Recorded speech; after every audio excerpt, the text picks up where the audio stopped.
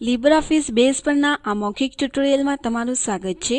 આ ટ્યુટોરિયલમાં આપણે લીબરઓફિસ બેઝમાં ટેબલ્સ એન્ડ રિલેશનશિપ્સ વિશે શીખીશું. અહીં આપણે કોષ્ટકમાં ડેટા ઉમેરવા વિશે જાણીશું. સંબંધોને વ્યાખ્યાયિત કરવું અને બનાવવું. પહેલાંના લીબરઓફિસ બેઝ ટ્યુટોરિયલમાં આપણે બેઝનો પરિચય, ડેટાબેઝ બેઝિક્સ અને ડેટાબેઝ અને કોષ્ટકો કેવી રીતે બનાવવા તે શીખ્યા. તે ટ્યુટોરિયલના કોર્સ દરમિયાન આપણે ઉદાહરણ માટે લાઇબ્રેરી નામનો ડેટાબેઝ પણ બનાવેલ હતો અને બુક્સ નામનું કોષ્ટક પણ બનાવેલ હતું. આ ટ્યુટોરિયલમાં આપણે લાઇબ્રેરી ડેટાબેઝ સાથે ફરી શરૂ કરીશું અને કોષ્ટકમાં ડેટા કેવી રીતે ઉમેરવું તે શીખીશું. આ માટે ચાલો લીબરઓફિસ બેઝ પ્રોગ્રામ શરૂ કરીએ.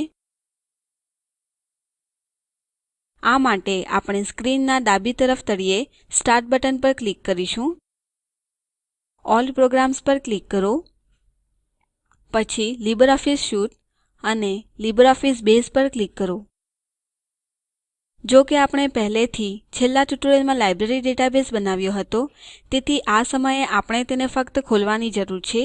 આવું કરવા માટે ચાલો open N existing database file વિકલ્પ પર ક્લિક કરીએ. રિસેન્ટલી યુઝ્ડ ડ્રોપ ડાઉન બોક્સમાં આપણું લાઇબ્રેરી ડેટાબેઝ દ્રશ્યમાન હોવું જોઈએ. તો હવે ફિનિશ બટન પર ક્લિક કરો. જો તમે તે ન જુઓ તો વિન્ડોઝ ડિરેક્ટરી જ્યાં લાઇબ્રેરી ડેટાબેઝ સંગ્રહેલ છે તેને બ્રાઉઝ કરવા માટે આપણે ઓપન બટન પર ક્લિક કરી શકીએ છીએ. એકવાર મળી જાય ત્યારબાદ ફાઇલ નેમ પર ક્લિક કરો અને ઓપન બટન પર ક્લિક કરો. હવે જો લીબરઓફિસ બેઝ પ્રોગ્રામ પહેલેથી જ ખુલ્લો હોય તો આપણે અહીંથી લાઇબ્રેરી ડેટાબેઝ ખોલી શકીએ છીએ. ટોચ પર ફાઇલ મેનુ પર ક્લિક કરી અને પછી ઓપન ઉપર ક્લિક કરીને આપણે વિન્ડોઝ ડિરેક્ટરી કે જ્યાં લાઇબ્રેરી ડેટાબેઝ ફાઇલ સંગ્રહેલ છે તેને બ્રાઉઝ કરીશું. ચાલો ફાઇલ library.odb પર ક્લિક કરીએ અને તળિયે ઓપન બટન પર ક્લિક કરીએ.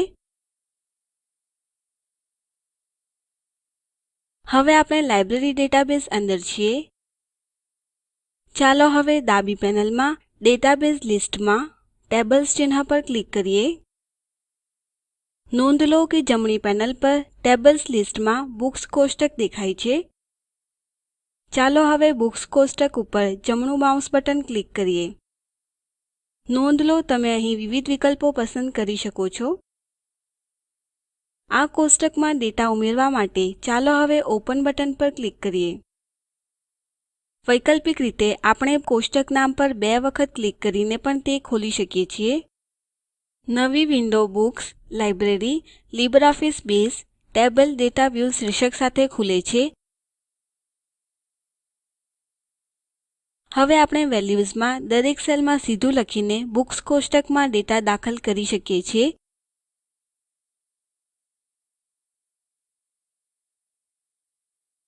બુક ઇડ સ્તંભ ઓટોફિલ્ડ છે તેની નોંધ લો. આનો અર્થ એ છે કે બેઝ દરેક પંક્તિ જે આપણે ઉમેરીશું તેમાં ચડતા ક્રમમાં નંબરો આપોઆપ સોંપશે. હવે ચાલો સેલોમાં ડેટા દાખલ કરીએ પંક્તિ દ્વારા પંક્તિ જેમ સ્ક્રીન પર દર્શાવવામાં આવ્યું છે.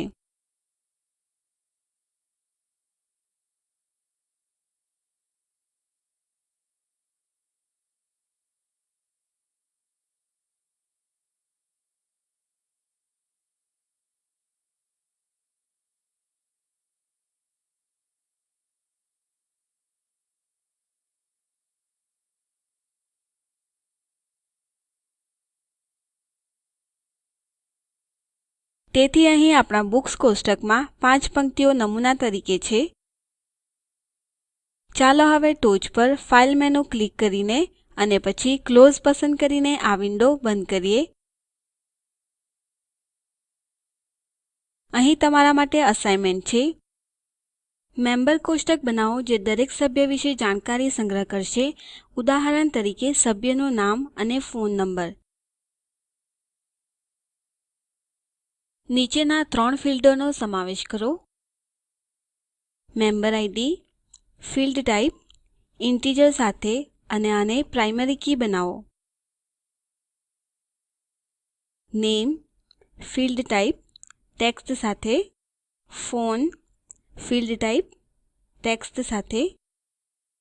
ઠીક છે, જ્યારે તમે તે કરી નાખશો તો મેમ્બર્સ કોષ્ટક આ રીતે દેખાશે. ચાલો આ વિન્ડો બંધ કરીએ. હવે સ્ક્રીન પર બતાવ્યા પ્રમાણે ચાલો આપણે 4 નમૂના સભ્યો મેમ્બર્સ કોષ્ટકમાં ઉમેરીએ. જે પ્રમાણે આપણે બુક્સ કોષ્ટક માટે કર્યું હતું.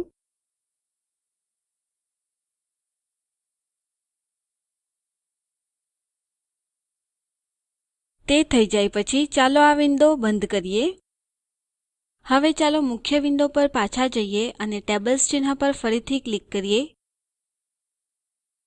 અને ચાલો ત્રીજું કોષ્ટક બનાવીએ, બુક્સ ઇશ્યુડ. જ્યારે પૂર્ણ થશે, બુક્સ ઇશ્યુડ કોષ્ટકમાં નીચેના ફીલ્ડો હશે: issue ID, field type integer, જે પ્રાઇમરી કી હશે, book ID, field type integer, member ID, field type integer, issue date, field type date, return date, field type date, actual return date, field type date અને checked in, field type yes no boolean. ઠીક છે, આપણે book issued કોષ્ટક બનાવેલ છે અને હવે screen પર દેખાય છે તે પ્રમાણે ચાલો નીચેની નમૂના માહિતીને તે અંદર ઉમેરીએ. આ હમણાં આનો કોઈ ચોક્કસ અર્થ નથી. આપણે તરત જ સમજીશું કે શું થઈ રહ્યું છે.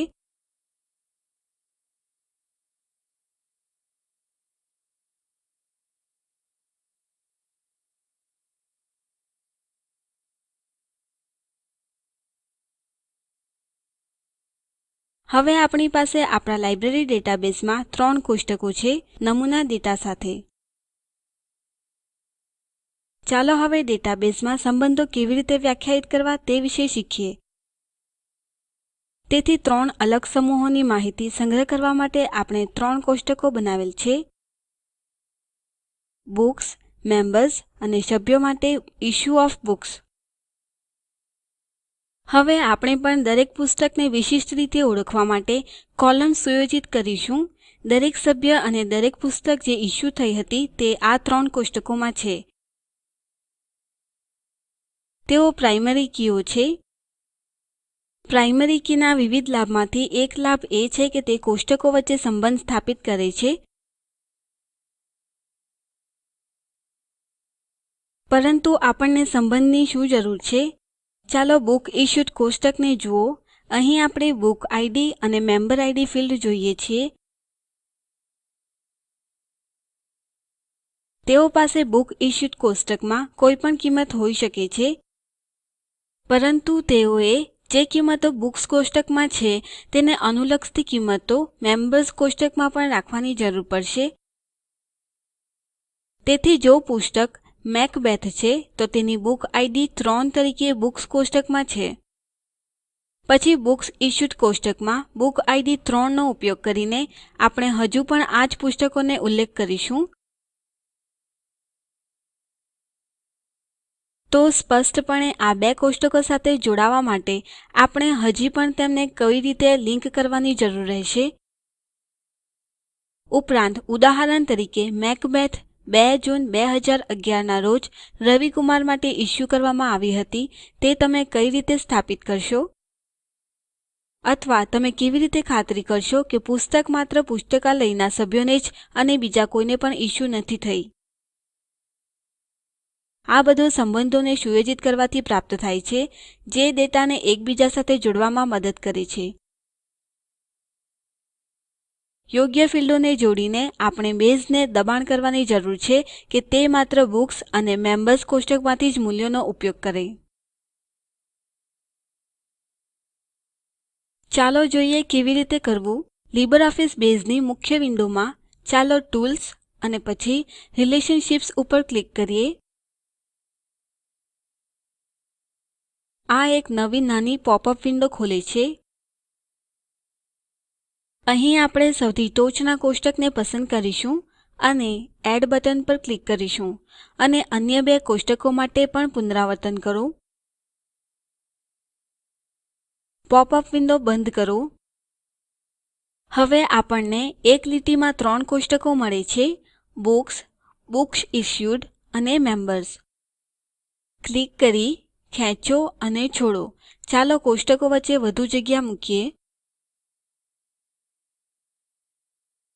હવે ચાલો બુક્સ કોષ્ટકમાં બુક ઇડ પર ક્લિક કરીએ અને તેને બુક ઇશ્યુડ કોષ્ટકમાં બુક ઇડ ઉપર છોડીએ.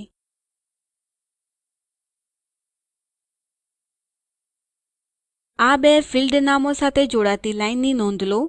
તેથી આપણે ત્યાં સંબંધ સુયોજિત કર્યા છે. ચાલો મેમ્બર ઇડ માટે સમાન જ પુનરાવર્તન કરીએ.